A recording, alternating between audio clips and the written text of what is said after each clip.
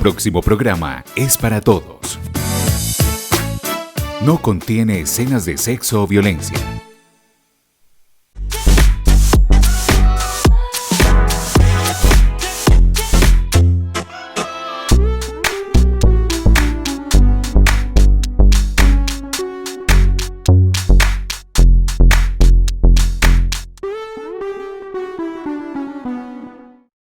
Televidentes, bienvenidos a este programa de especiales AUPAN. Hoy hablaremos del Viernes Santo, segundo día del Tríduo Pascual, donde conmemoramos la pasión y muerte de nuestro Señor Jesucristo en el madero de la cruz y luego puesto en el sepulcro.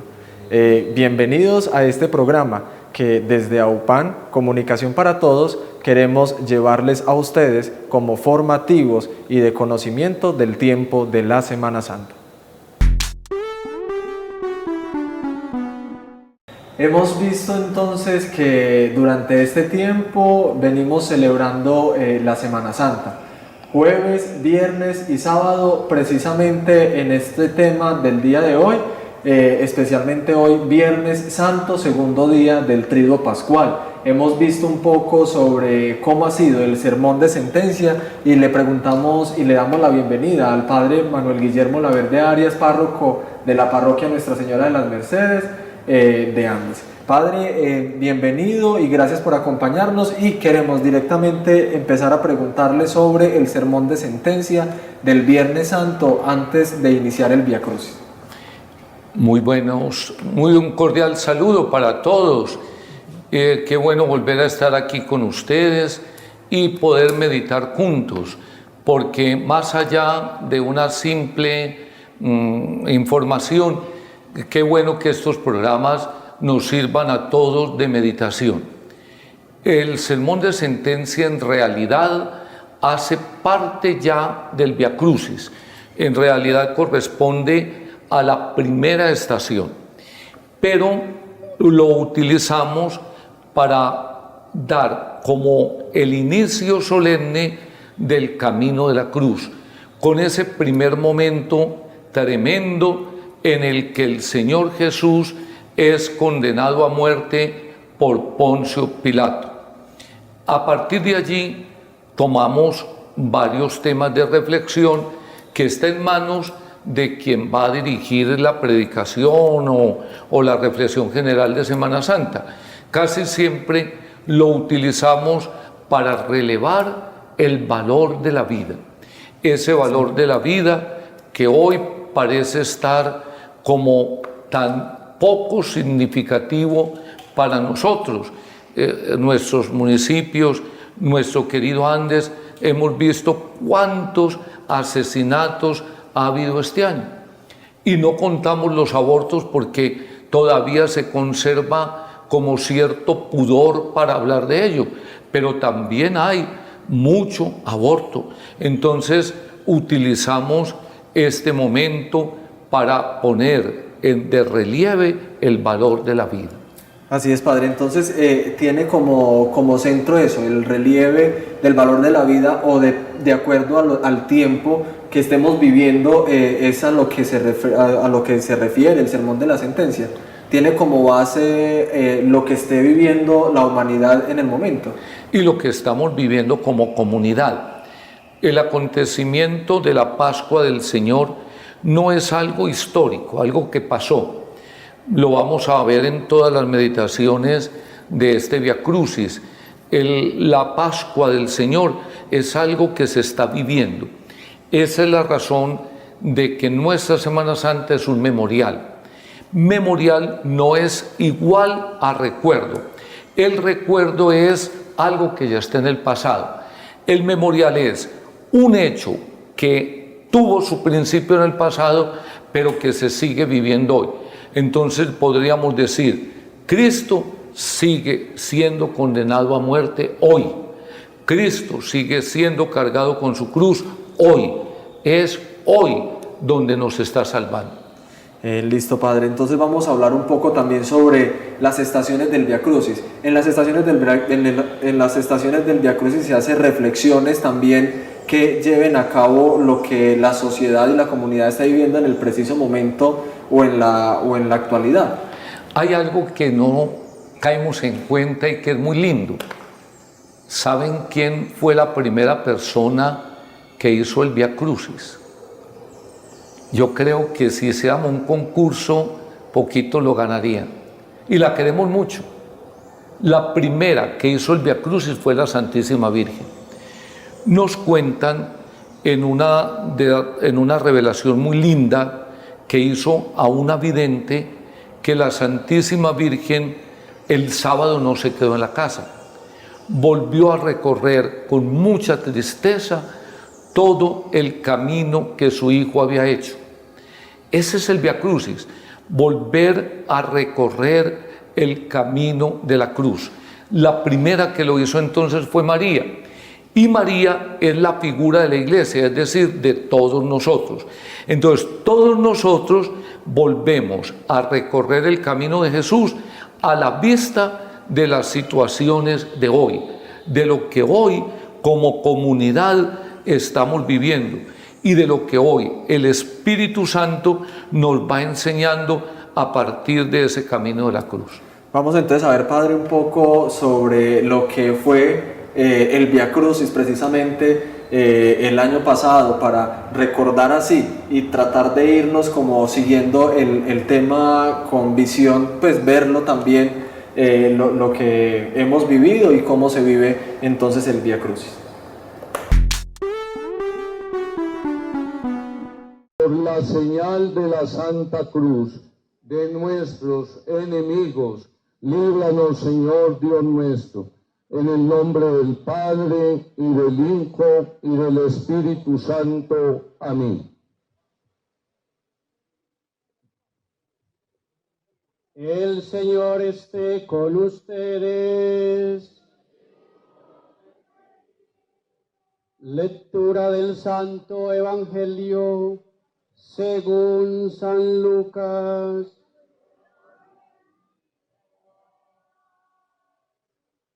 Pilato convocó a los sumos sacerdotes y a los magistrados del pueblo y les dijo: me habéis traído a este hombre como alborotador del pueblo, pero yo le he interrogado delante de vosotros y no he hallado en este hombre ninguno de los delitos de que se le acusa, ni tampoco Herodes, porque nos lo ha remitido. Nada ha hecho, pues, que merezca la muerte, así que le castigaré y le soltaré. Toda la muchedumbre se puso a gritar a una fuerza: suéltanos a Barrabás y a ese crucifícalo. Pilato les habló de nuevo, intentando librar a Jesús, pero seguían gritando: crucifícale, crucifícale. Por tercera vez les dijo: pero ¿qué mal ha hecho este? No encuentro en él ningún delito que merezca la muerte, así que le castigaré y le soltaré. Pero ellos insistían, pidiendo a grandes voces que fuera crucificado, y sus gritos eran cada vez más fuertes. Pilato sentenció que cumplieran su demanda.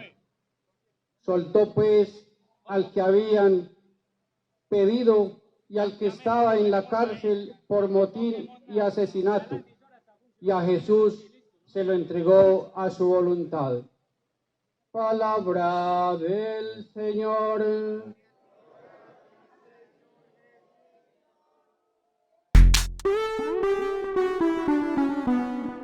Hemos hablado entonces del Santo Vía Crucis, que en general se realiza en horas de la mañana en nuestras comunidades. Ahora vamos a hablar de la celebración o ceremonia de la Pasión del Señor, que la celebración inicia precisamente, Padre Guillermo, con revestimenta de ornamentos rojos. La liturgia nos presenta como inicio este día ese color. Vamos a tener muchos símbolos. Empezamos siempre a las 3 de la tarde. La del jueves, a veces a las 3, a las 4, no hay problema. pero la del viernes sí a las 3, porque la palabra de Dios en el Evangelio nos dice que a esa hora estaba el Señor muriendo en la cruz. Iniciamos normalmente revistiéndonos con ornamentos rojos que significan el amor que llevó a Jesús hasta entregar hasta la última gota de su sangre. Luego de entrar los presbíteros y los ministros que le ayudan, nos postramos en el piso, nos acostamos para recordar el máximo de humildad. Jesús, como dice la carta a los Filipenses, que era de condición divina, se anonadó a sí mismo, es decir, se hizo nada y se postró tomando nuestra condición. Entonces nosotros también, que estamos haciendo las veces de Él, porque se dice que el sacerdote actúa en persona de Cristo, entonces se tira al suelo para indicar lo máximo de la humildad. En el sacerdote estábamos representados todos. Cuando el sacerdote se postra, los fieles se arrodillan, pero para indicar todos que somos eso, que no somos nada, que el Señor se hizo por nosotros nada para podernos levantar. Digamos, que Él mismo se cayó para que nosotros nos levantáramos. Listo, vamos a ver entonces, Padre, el recuento de este momento que nos muestra cómo fue ese momento preciso en el que ustedes, después de haber entrado en procesión, están rostro en tierra, que así lo manda en la liturgia, la rúbrica, para ver este momento tan solemne y bonito que es significativo y simbólico.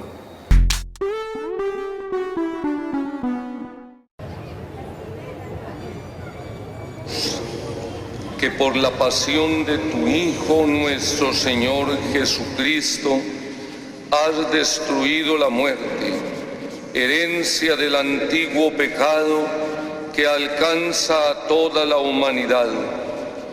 Concédenos que, semejantes a Él, llevemos la imagen del hombre celestial por la acción santificadora de tu gracia, así como hemos llevado la imagen del hombre terreno por exigencia de la naturaleza.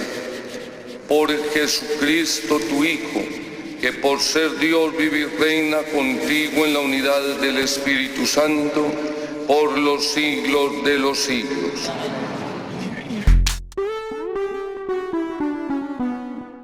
Bien, Padre, hemos visto claramente cómo lo han hecho ustedes. Se han puesto rostro en tierra, como usted lo ha dicho, para demostrar la humildad, la sencillez, el abajamiento, como nos lo muestra también el Evangelio. Y venimos a hablar entonces un poco sobre la liturgia de la palabra de este día. Este día va a tener el centro dos lecturas.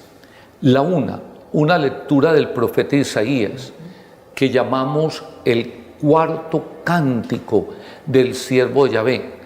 Si le ponemos atención, es algo extraordinario. Uno podría casi seguir esta lectura con el Evangelio, solo que Isaías la escribió 500 años antes de que sucediera.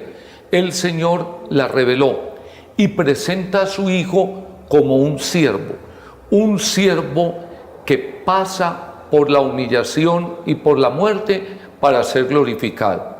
Y luego viene el Evangelio. Es invariable, todos los años, se proclama la pasión de nuestro Señor Jesucristo según San Juan, por dos razones. La primera, histórica, quien estuvo al pie de Jesús toda su pasión y al pie de la cruz fue San Juan. Entonces, por eso se elige el Evangelio de él. Pero también una razón teológica, porque allí está ya, digamos así, sintetizado el mensaje de lo que significaba la pasión. Por eso, en algunas cosas es diferente a la que leímos el domingo según San Mateo. Aquí tiene un contenido más doctrinal, más de enseñanza que un simple relato de los hechos. Listo, Padre, vamos entonces a ver un poco cómo fue las lecturas de este día, como un recuento de este momento. Lectura del libro de Isaías. Padre, a tus manos encomiendo mi espíritu. Lectura de la carta a los Hebreos. Hemos visto entonces cómo se hacen las lecturas y qué significado tienen, nos ha explicado el Padre Guillermo, pero también queremos preguntarle a él qué significado tiene o qué simbolismo tiene el hecho de que el Evangelio de la Pasión del Señor sea leído entre 3 sacerdotes, ¿cierto? En realidad no tiene simbolismo, en realidad es una función puramente práctica. Como la proclamación de la Pasión es muy larga, para tratar de evitar la monotonía, que la persona que está escuchando como que se acostumbre, entonces desde antiguo se dividió el texto en 3 voces, para que el cambio de voces permitiera llamar la atención del oyente y para que se pusiera de relieve la voz del Señor, que entre otras cosas es pocas veces las que interviene, pero no tiene un sentido simbólico, tiene sobre todo un sentido práctico. ¿Qué nombres requieren las 3 personas que están, o los 3 sacerdotes que están leyendo en la lectura de la Pasión? De la tradición de cuando lo dividieron en la Edad Media, le dieron unos nombres por lo que están ahí para poder que cada uno entendiera. Entonces le ponen una letrica ahí en el libro, a Cristo va a ser el principal, va a haber otro que se llama el comentarista o el que lee en general los relatos, y otro que llaman sinagoga, o sea, los otros protagonistas distintos a Jesús y a quien está relatando los hechos. Pero vuelvo y les repito, eso solamente es una división de orden puramente práctico. Para la practicidad, para que no nos acostumbremos o no nos cansemos de pronto de estar escuchando. No tiene otra finalidad. De hecho, cuando uno está solo, en pequeñas comunidades, por ejemplo en San Bartolo, hombre, la hace solo el sacerdote, o la pueden ayudar los laicos, y el sacerdote que preside se reserva las palabras propiamente de Jesús. Listo. Muy bien, entonces vamos a ver en este momento cómo fue el momento en el que lo hicieron para tener como un recuento o un recuerdo de la lectura del Santo Evangelio de la Pasión del Señor.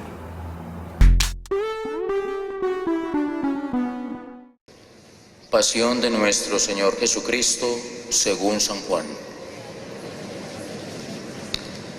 En aquel tiempo salió Jesús con sus discípulos al otro lado del torrente de Cedrón, donde había un huerto, y entraron allí él y sus discípulos.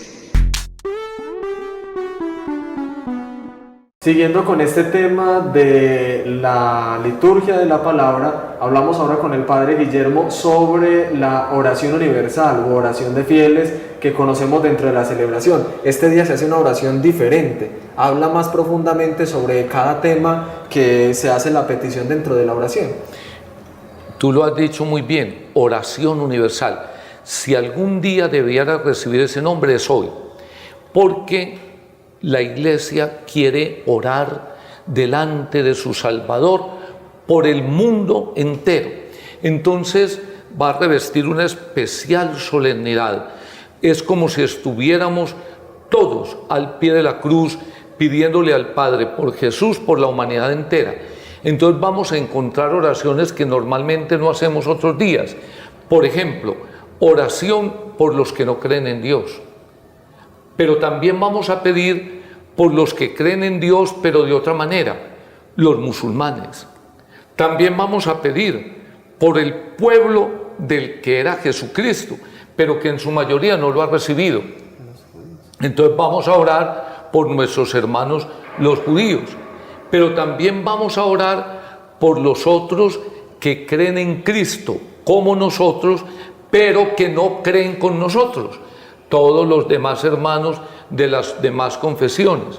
Vamos a orar por el mundo entero y por la Iglesia en particular. Por eso hoy se llama oración universal, es decir, cubrimos con nuestra oración ante el crucificado y con Él y por Él ante el Padre, por el mundo entero. Vamos a ver entonces un poco el recuento de este momento que vivimos el año anterior. Sabemos de que Padre, también de pronto si nos puede explicar algo que es primero la oración y luego el sacerdote hace una oración propia referente a ese momento de reflexión.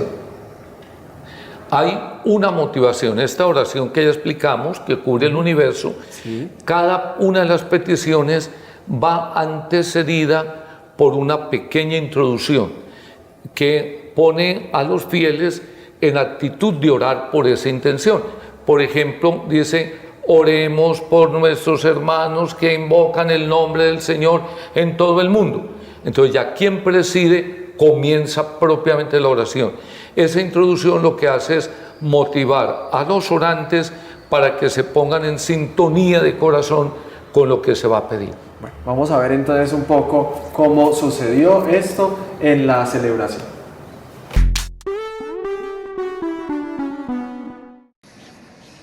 Por la Santa Iglesia.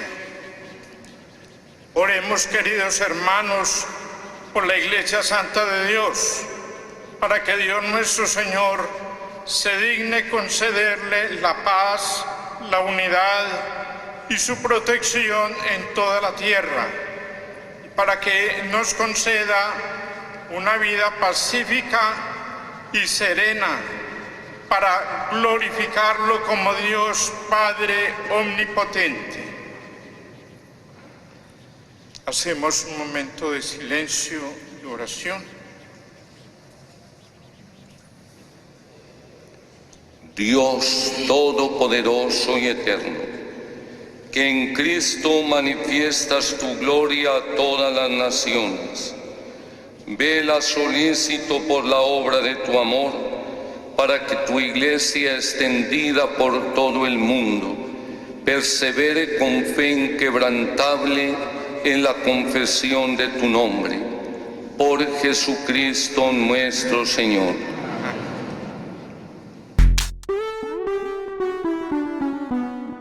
En este día también hay un momento especial y es la adoración o veneración y presentación de la Santa Cruz.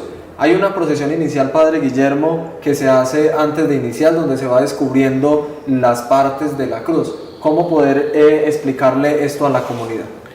El centro de esta tarde es la muerte gloriosa del Señor. Y el instrumento que se eligió por parte de Dios fue la cruz, que era el más vergonzoso, el más terrible y el que mayor miedo le tenía a la gente. No sé si recordamos que la cruz nunca se veneró en los primeros 4 siglos, porque todavía se mataba a la gente ahí. Entonces la gente le tenía pavor. La cruz la venimos a venerar, fuimos nosotros después, cuando ya los gobernantes civiles prohibieron que se crucificara a nadie. Pero durante el tiempo que todavía había castigo en la cruz, nadie veneraba la cruz, porque es que es una cosa terrible. Eso ni siquiera nos lo podemos imaginar. De pronto, si vemos la película de Neil Gilson, tenemos una mediana idea de cómo era. Pero eso era muy horrible, eso era un espectáculo muy tremendo. Entonces nosotros ahora recordamos que el amor de Jesús fue tan grande que se sometió a ese instrumento de tortura, el peor que en su momento había. Entonces, por eso lo recordamos y lo veneramos, pero no al palo mismo, sino al Señor que por nosotros se entregó. Por eso decimos que vamos a adorar a Cristo, a que por nosotros murió en la cruz. Es que al que adoramos es a Él siempre. Por eso va destapando la cruz, para que nos vaya como llevando espiritual y mentalmente al Señor que por amor nuestro se crucificó. Hay un dato simpático, y es que en un momento dado en la liturgia, en los libros viejos de liturgia pusieron adoración, pero teológicamente no se puede, porque realmente a quien se adora es a Jesucristo. A la cruz se venera. Por eso ustedes están viendo en el programa que les repartimos que dice veneración de la Santa Cruz. Es venerar, y venerar es demostrar cariño hacia algo. Yo puedo venerar el retrato de mis padres, o puedo guardar con veneración mi título profesional de lo que sea, pero no lo adoro. Así entonces hacemos con la cruz. Fue el instrumento a través del cual entregó el Hijo de Dios la vida por nosotros. En este momento se utiliza un crucificado o una cruz sola. Es preferible que haya la cruz sola, Sí. aunque se podría tener la imagen de Jesús, pero es preferible que sea la cruz como tal. Listo. El hecho de ir descubriendo el brazo derecho, luego el brazo izquierdo de la cruz, luego el centro, ¿qué significado puede tener eso en la procesión, que se va cantando algo en especial? Es la metodología para que la atención de los que están allí se centre en la cruz del Señor y se canta: mirad el árbol de la cruz donde estuvo clavada la salvación del mundo. Entonces, venid adoremos. ¿A quién? A Cristo. Por eso se va destapando para que todo el centro recaiga no sobre el árbol, sino sobre el que está en el árbol, que es Jesús, que nos amó hasta entregar la vida por nosotros. Listo, entonces vamos a ver en recuento, Padre, cómo fue que sucedió esto en la celebración litúrgica.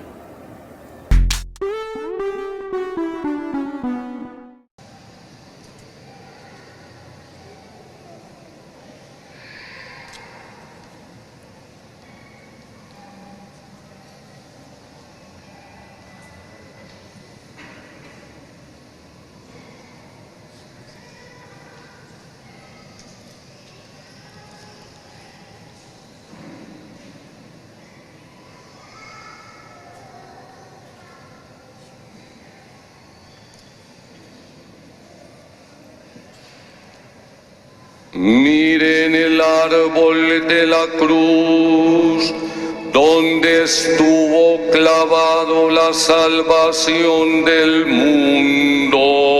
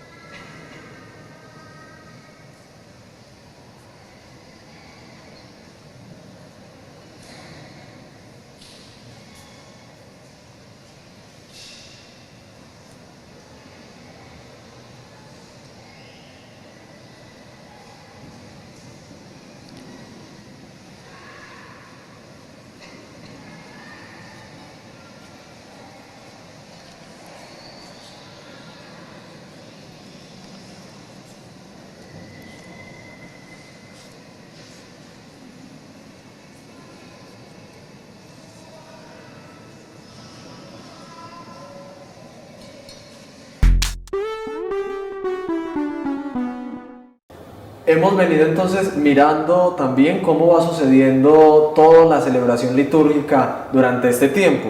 Vemos también de que hay un momento en el que se hace la veneración de la Santa Cruz, que el año pasado por la sintomatología del COVID-19 no se besó la cruz. Igual este año también, porque venimos todavía en un proceso de recuperación y también recordando después de esto que no hay celebración de la Eucaristía, que solamente se trae la reserva del Santísimo o la forma o las hostias consagradas que se traen de la reserva donde se han depositado, Padre. Muy bien, qué bueno recordar que no besamos ya los Cristos. ¿El beso qué es?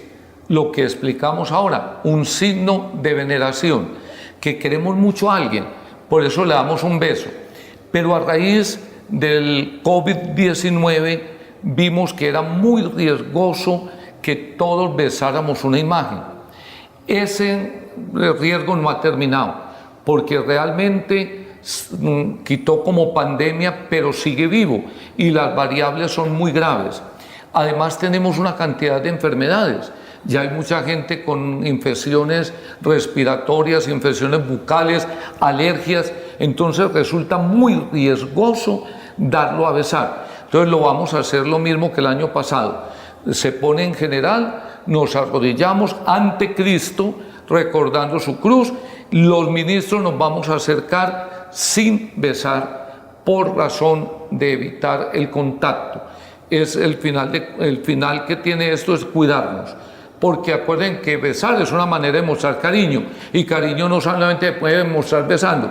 Uno a veces a los niños les dice hola y ya el niño está feliz y solo hace esto. Uno no corre a besar al niño.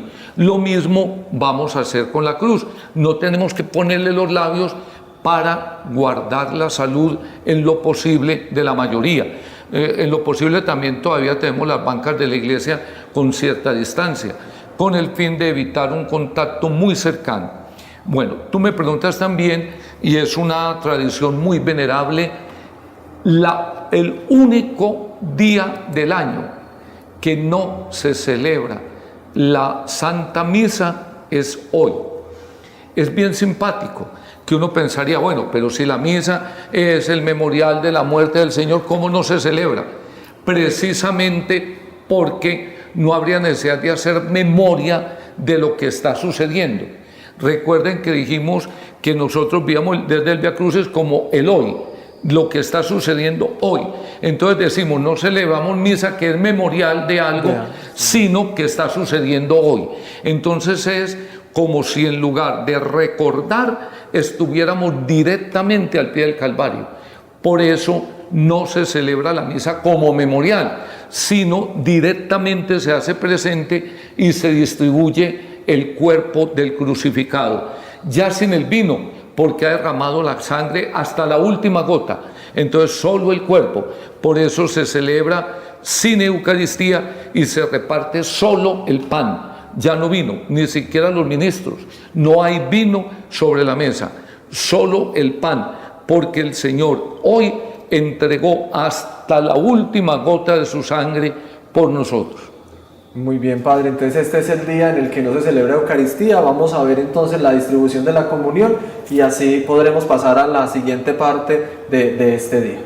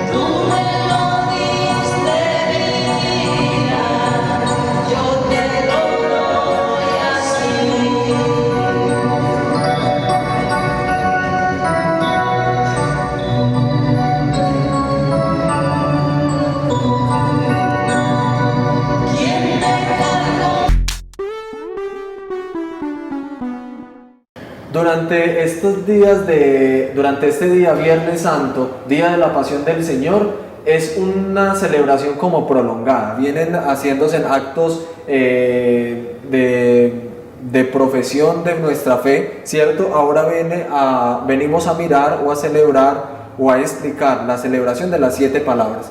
7 palabras que se dan en las horas luego, posteriores, más tarde, o sea, tipo 6 de la tarde o en la noche, donde celebramos ya estos días. Padre, ¿nos cuenta usted sobre la celebración de estas 7 palabras? Históricamente y estrictamente, las 7 palabras están mal ubicadas. Cuando éramos niños, tal vez te tocó estar muy joven, las 7 palabras de Monseñor Augusto Trujillo Arango, que las oíamos sagradamente en toda parte, era a la 1 de la tarde. Y ahí sí están muy bien situadas. Aquí por razones prácticas en las parroquias de nosotros la desplazamos, pero es que Jesús ya ha muerto. A las 3 de la tarde celebramos su muerte.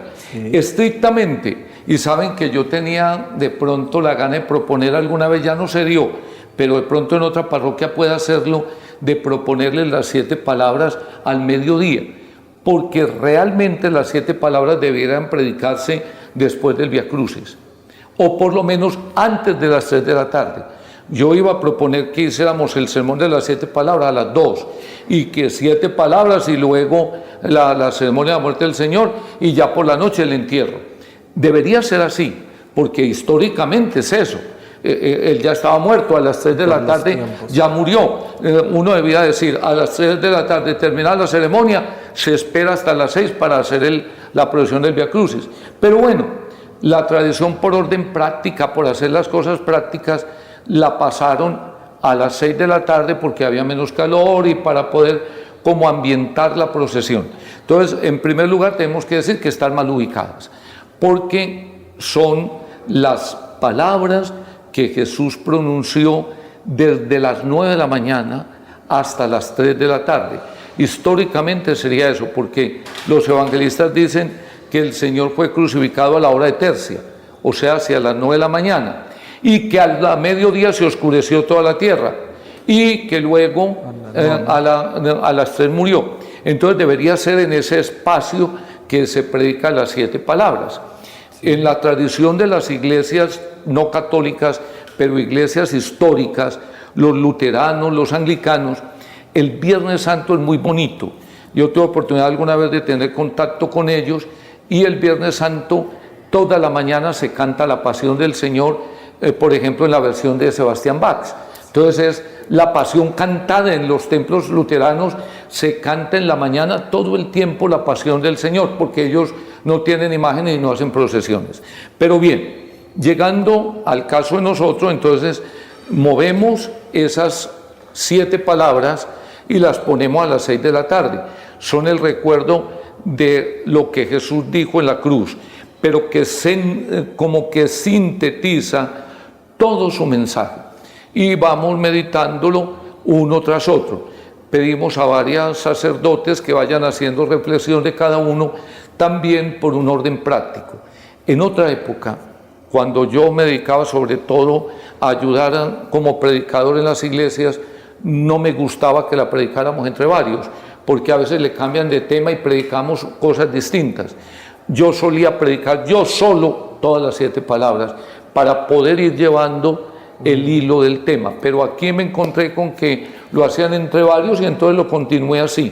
Pero también podría ser una sola persona, así como estamos haciendo este programa, que una sola persona lleva el hilo de toda la predicación. Alguna vez me gustaría volver a hacerlo de esa manera, pero aquí se tiene la tradición de que sean varios. Listo, vamos entonces a ver el recuento de este momento de las 7 palabras para continuar con lo concerniente. Padre, perdónanos. Pero todavía es más paradójico la segunda parte de esta palabra, porque no saben lo que hacen. ¿No eres tú el Cristo? Sálvate a ti mismo y a nosotros. Pero el otro respondió y reprendiéndole decía: ¿no temes tú a Dios cuando estás en el mismo tormento? Jesús, al ver a su madre y cerca al discípulo que tanto quería, dijo a su madre: mujer, ahí tienes a tu hijo. Luego le dijo al discípulo: ahí tienes a tu madre. Del Evangelio de San Marcos. Desde la hora sexta, la oscuridad cayó sobre la tierra hasta la hora nona. Alrededor de la hora nona clamó Jesús con fuerte voz: Elí, Elí, lama sabactani.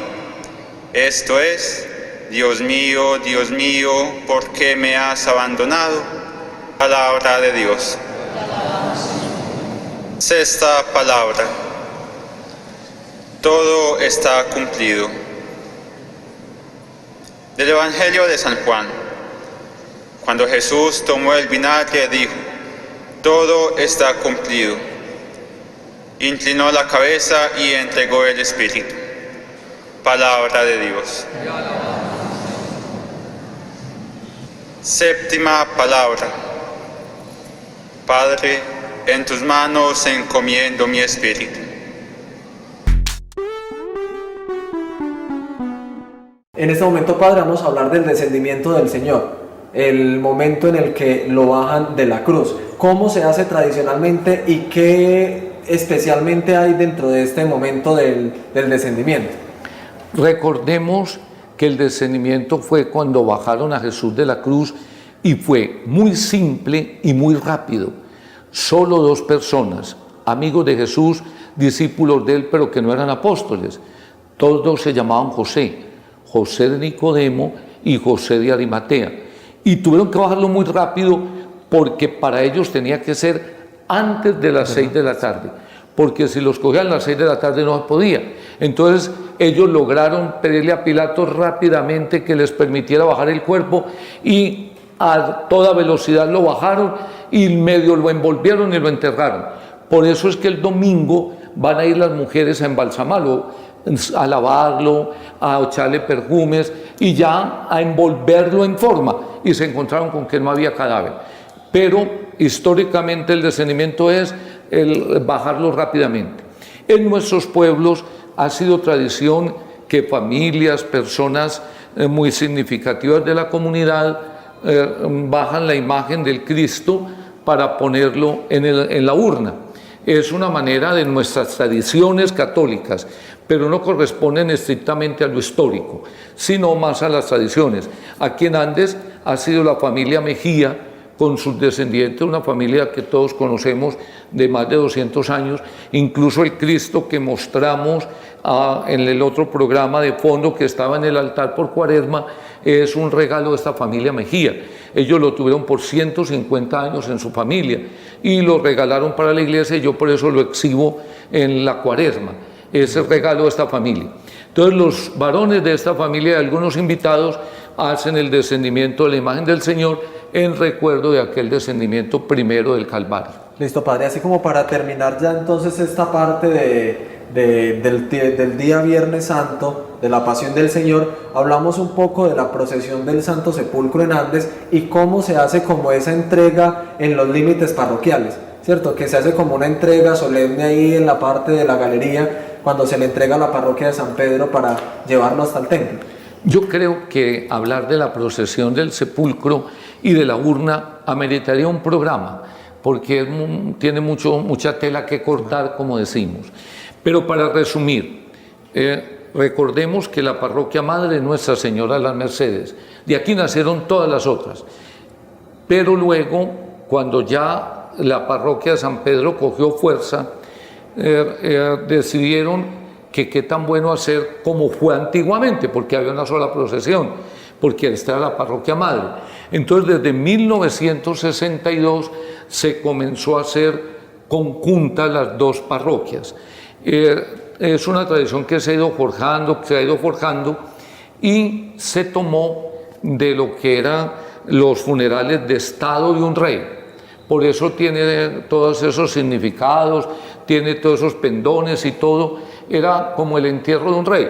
Si ustedes recuerdan un poquitico, el año pasado, el entierro de la reina de Inglaterra, Isabel II, recuerden todo lo que fue, cómo iban las bandas, cómo el gaitero fue el último que tocó antes de cerrarla. Los entierros de Estado tenían toda esa parlafernaria. Entonces nuestros mayores, de siglos atrás, habían visto el entierro de los reyes y dijeron, pues si Jesucristo es rey, vamos a hacerle un entierro como el de los reyes. Y comenzaron a imitar en cada pueblo el entierro de un rey. En Andes eso cogió mucha fuerza porque aquí hay familias de mucho abolengo y llegamos a lo que hoy es una representación muy típica, pero está copiada de un funeral de Estado, del entierro de un rey. Por eso tiene toda esa simbología y toda esa parlafernaria. En la Iglesia Católica también es muy respetable eso, hoy no lo compartimos, pero era muy respetable. Habían entierros de 3 categorías. El entierro de los pobrecitos lo llevaba el padre que hablaba más enredado y el más cansón. El entierro mediano lo hacían más o menos y lo hacía otro padrecito. El entierro de los ricos era entierro de primera y lo hacía el párroco y lo hacían con más parlafernaria. Gracias a Dios eso se acabó y eso no escandaliza a nadie, pero eso era así. Entonces aquí en Andes decidieron que el entierro de Jesús era un entierro de primera, entonces por eso era con esas cosas y con tanta cosa y los ornamentos y todo eso, porque era un entierro de primera. Vamos entonces a revivir este momento de la entrega y la procesión del Santo Sepulcro en la galería.